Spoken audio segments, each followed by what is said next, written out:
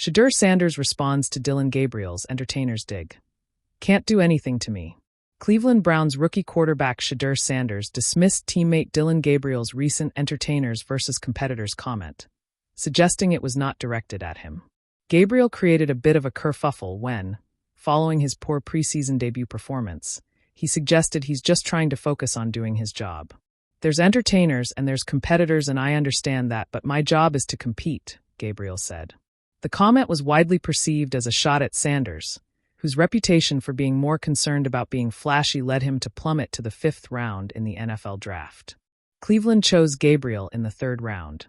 Shedeur Sanders responds. Shedeur was asked about the comments, insisting they were not directed at him and that nobody's words affect me.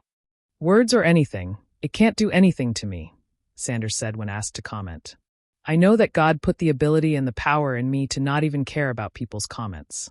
It is what it is. He also noted that Gabriel has insisted the comment about entertainers was directed at the media.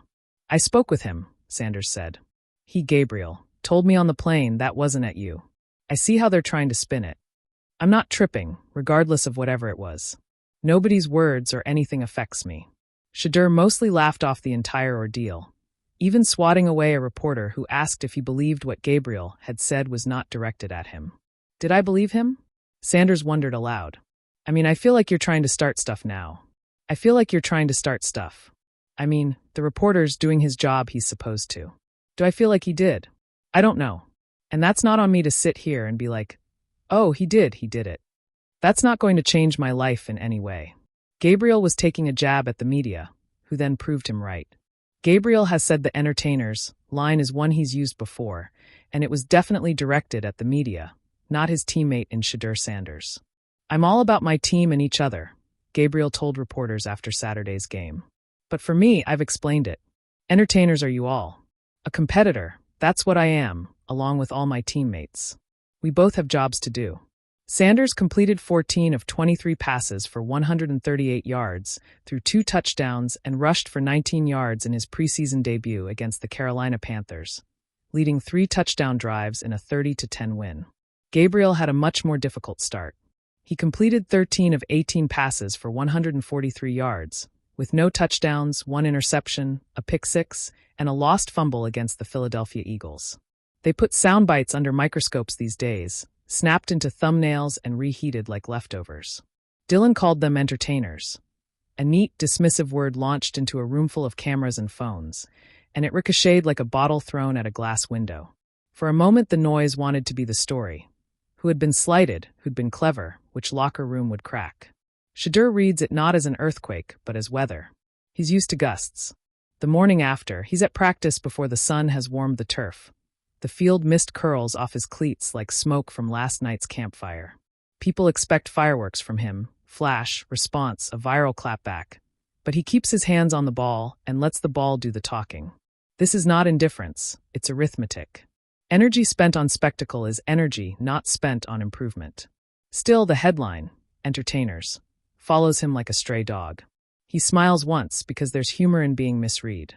Later, in a quiet hallway, microphones try to sidle into his orbit. Reporters ask for heat. Fans tweet for a reaction. Social threads spool longer than the playbook. He leans against the locker, breath steady, and says the sentence that will stitch itself into feeds. Can't do anything to me. It's not bravado. It's a ledger balanced in the mind. If you strip away the show, what's left is practice and stitches and the slow geometry of learning the game. Shedeur knows that lines matter.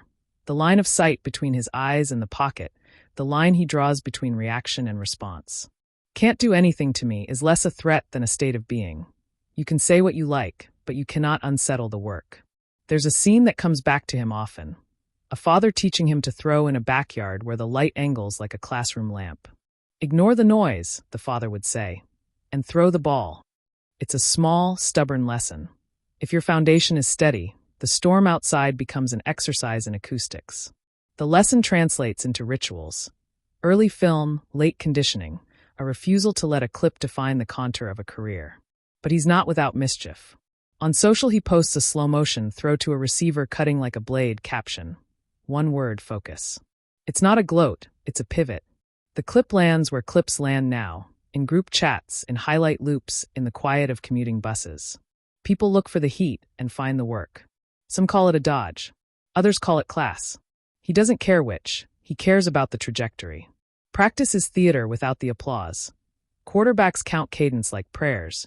Receivers run routes like austere choreography. When Dillon's name surfaces among the banter, Shedeur nods, the same way an athlete nods when the opponent issues a challenge. You respect the challenge, you plan around it, you accept that rivalry sharpens edges. There's a human curiosity too. What drives another young man to throw a line across the yard? Maybe it's insecurity dressed up as bravado, maybe it's hunger, maybe it's simply another way to get noticed. Whatever it is, it's not worth giving the steering wheel of his mind to.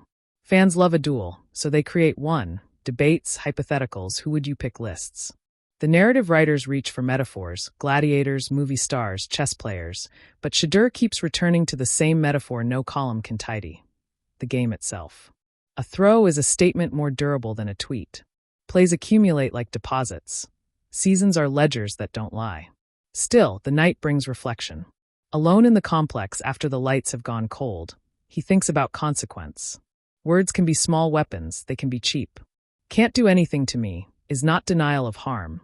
It's a refusal to grant words more power than they earn. He imagines Dillon, camera-ready and loud, and allows a human thought. This is a young man trying a way to be seen. He remembers being seen, the way that felt raw and urgent. For a moment, the rivalry softens into recognition. There's drama and gentleness, too. After a game, he finds himself answering questions with patience, explaining a read here, praising a lineman there. The microphones ask if he'll respond to the jabs. He shrugs and chooses an anecdote about a coach who taught him to laugh at the little things.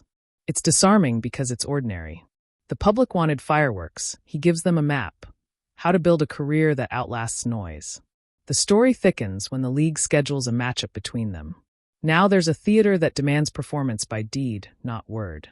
On game day, the field is a neutral court. The crowd is a chorus.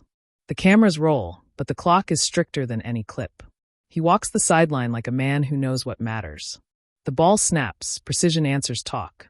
Each throw is a sentence in a longer conversation that only the field can.